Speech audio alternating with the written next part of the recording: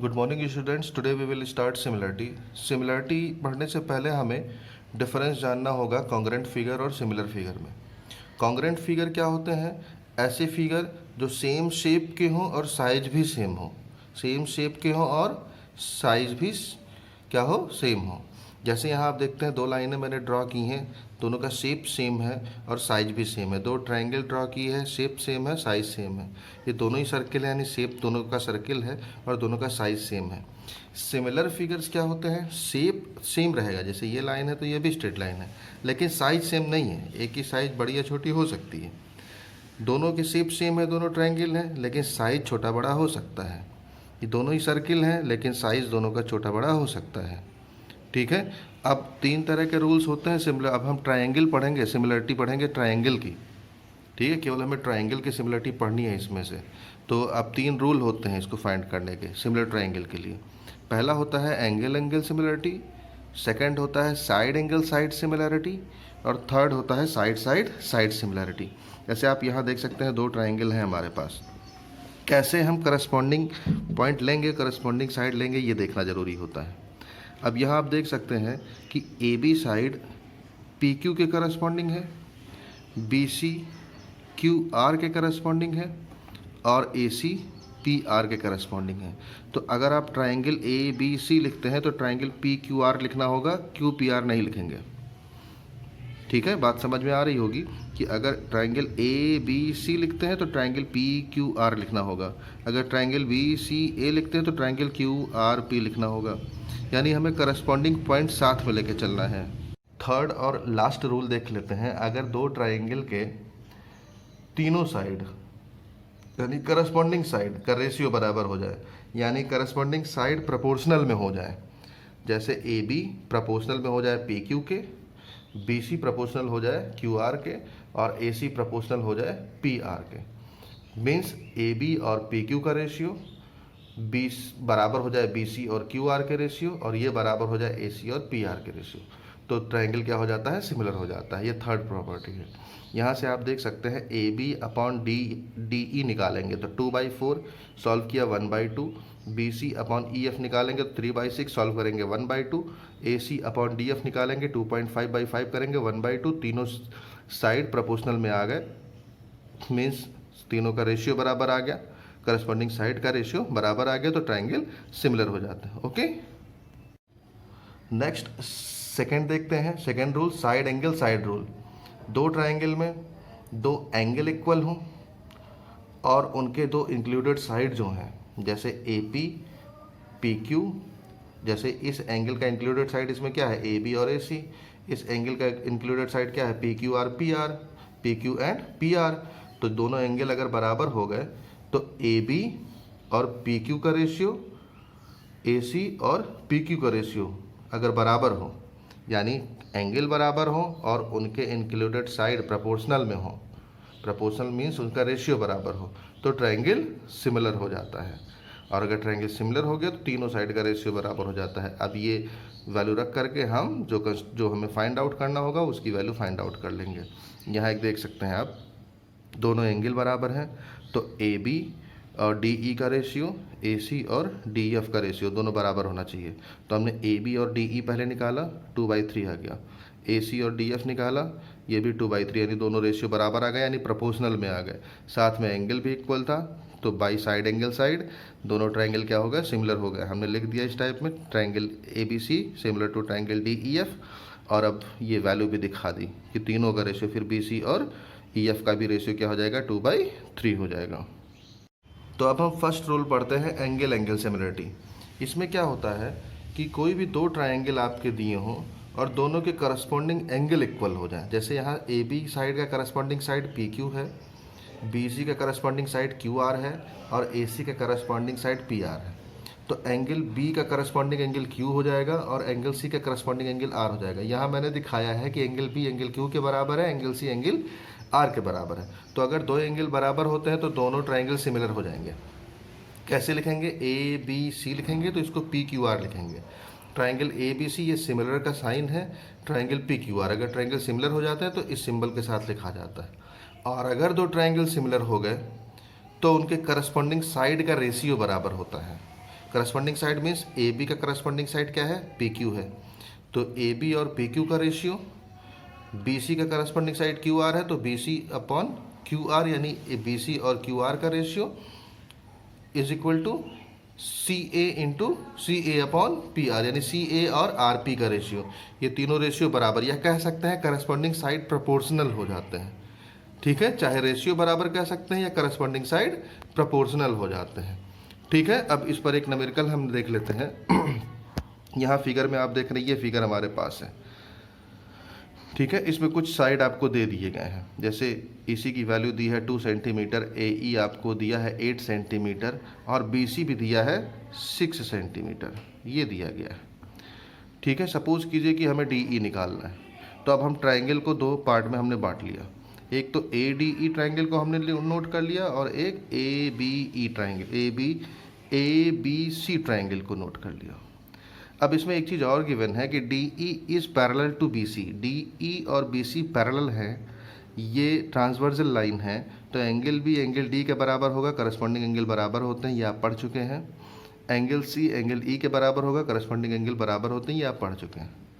यानी दोनों ट्राइंगल को हम अलग अलग कर लें तो इस ट्राइंगल का D इसके B के बराबर और इसका E इसके C के बराबर, तो दो एंगल बराबर हो गए, तो बाई एंगल एंगल प्रॉपर्टी से दोनों ट्राइंगल सिमिलर हो जाएंगे, और ट्राइंगल सिमिलर होंगे तो करस्पॉन्डिंग साइड का रेशियो यानी करस्पॉन्डिंग साइड प्रोपोर्शनल हो जाएंगे। तो अब यहाँ प्रोपोर्शनल दिखा करके हम वैल्यू रख देते हैं। इसकी वैल्यूज हमें नहीं मालूम है, BC की वैल्यू मालूम है 6 अपॉन DE फाइंड आउट करना है। AC देखते हैं, AC ये पूरी वैल्यू हो गई, ये 8 दिया है, ये 2 दिया है, तो 8 + 2 10 हो गया, अपॉन 8 है AE की वैल्यू, हमने वैल्यू पुट की, इन दोनों को ले लिया। ठीक है, जब क्योंकि DE निकालनी है ट्रांसपोज करते हैं, DE इधर जाएगा, 8 इधर आएगा, तो 6 × 8 अपॉन 10 कर देंगे, वैल्यू आ जाएगी। ओके स्टूडेंट्स, हम लोग सिमिलरिटी चैप्टर पढ़ रहे थे, जिसमें अब नेक्स्ट एक्सरसाइज में हमें BPT पढ़ना है, बेसिक प्रोपोर्शनैलिटी थ्योरम। बेसिक यानी BPT थ्योरम, थेल्स थ्योरम भी कहते हैं इसको। ये होता क्या, इसका स्टेटमेंट होता है, if a line drawn parallel to one side of a triangle to intersect the other two sides in distinct points, then the other two sides are divided in the same ratio. Means अगर कोई एक line triangle के base के parallel जा रही है और other दो साइड को किसी डिस्टिंक्ट पॉइंट पे इंटरसेक्ट कर रही है, तो वो लाइन क्या करेगी, ट्रायंगल के उन साइड्स को सेम प्रोपोर्शनल में यानी सेम रेशियो में डिवाइड करेगी। मीन्स AD, जैसे यहाँ आप देख रहे हैं, ये एक लाइन है जो D और E पॉइंट पर इंटरसेक्ट कर रही है और ये बेस के पैरेलल है, तो हमें प्रूफ क्या करना है कि AD upon DB is equal to AE upon EC होगा। ठीक है, देख लेते हैं, दो ट्राइंगल हमें मिल गए, एक ट्राइंगल ये हमारे पास है और एक ट्राइंगल ये है। अगर दोनों पैरेलल हैं तो B और D इक्वल हो जाएंगे, करस्पॉन्डिंग एंगल ये और ये इक्वल हो जाएंगे, यानी C और E करस्पॉन्डिंग एंगल, दो एंगल अगर इक्वल हो गए तो सिमिलरिटी लगा देंगे। कौन से ट्राइंगल में, ABC और ADE में। अगर सिमिलरिटी लगा देंगे तो ABC में साइड AB और ADE में साइड AD का ratio is equal to ABC में साइड AC अपॉन ADE का साइड AE के बराबर। ठीक है, ये हमारे पास आ गया। अब दोनों तरफ हम करेंगे क्या कि अब हम ब्रेक करेंगे, AB को हमने ब्रेक किया, AD + DB लिख दिया, और ऐसे हमने AC को ब्रेक किया, AC को लिखा AE + EC लिखा, ब्रेक किया।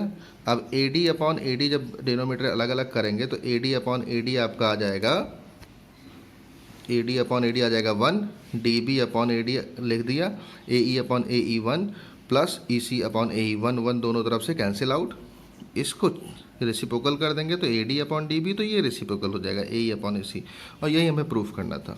अब BPT थ्योरम से ये तो आ गया कि कोई एक लाइन अगर इंटरसेक्ट कर रही है और पैरेलल है बेस के, तो ये इनका रेशियो इस रेशियो के बराबर, और यानी AD अपॉन DB और AE अपॉन EC के बराबर होगा। तो इस पर एक न्यूमेरिकल देख लेते हैं। ये हमारे पास एक एग्जाम्पल है जो एक इम्पॉर्टेंट एग्जाम्पल है। अब इसमें हमें रेशियो इक्वल करना है, EF और FC को इक्वल दिखाना है, EF और FC को इक्वल दिखाना है, तो ये साइड हमें दिखाना है दोनों इक्वल।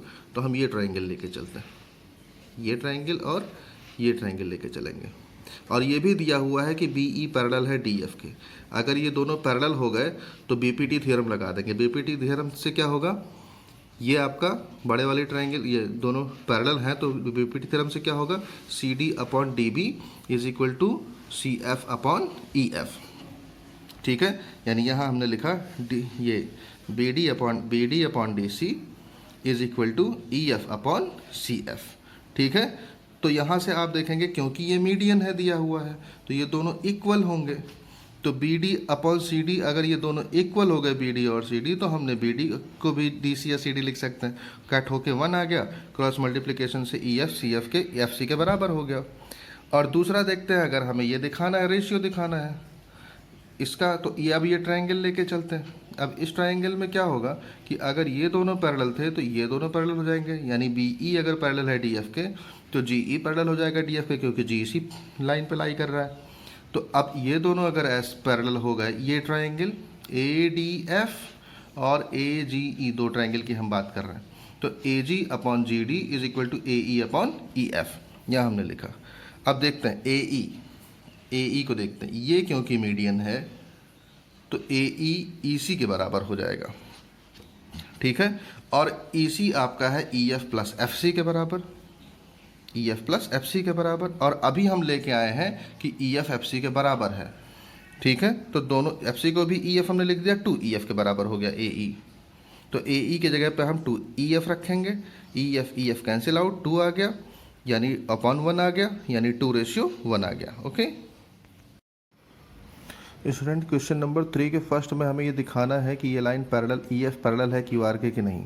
तो देख लेते हैं, पी ई 3.9 दिया है, ई क्यू 3.0 दिया है, P F 8 centimetre and F R 9 centimetre. अगर पैरेलल दिखाना है तो करस्पॉन्डिंग साइड का रेशियो बराबर होना चाहिए, means E P E Q का रेशियो पी एफ और एफ आर के रेशियो के बराबर होना चाहिए। तो पहले हमने पी ई और ई क्यू निकाल लिया, 13/10 आया।